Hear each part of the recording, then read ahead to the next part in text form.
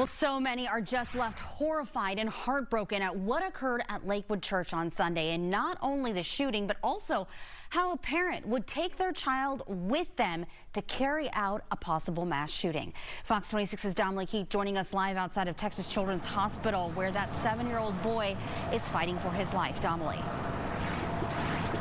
Yeah, the 7-year-old little boy was rushed here to Texas Children's Hospital after he was shot in the head on Sunday, after investigators say his own mother took him to Lakewood Church with her, and they say she pulled out an AR-15 and opened fire.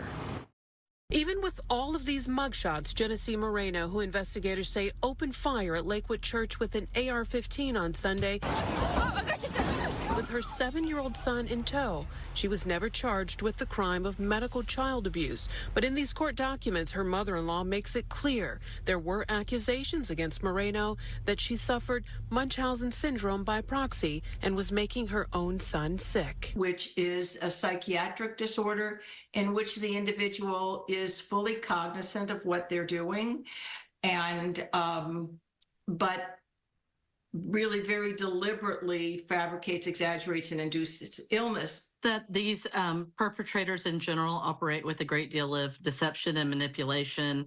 They're a very dangerous criminal in that they'll deliberately torture their own child. The court documents in Moreno's divorce state nurses found adult pills in her son's endotracheal tube while he was in the hospital, then found more pills in his feeding tube. The court records also say the 7-year-old wasn't potty trained, was still using a feeding tube, nonverbal, and that the child has, quote, suffered by his mother ignoring medical advice, not taking him to therapies for eating, speech, and not giving him any social interaction. In fact, the documents say medical professionals feared Moreno, quote, intentionally caused her preterm labor, causing her son to be born prematurely.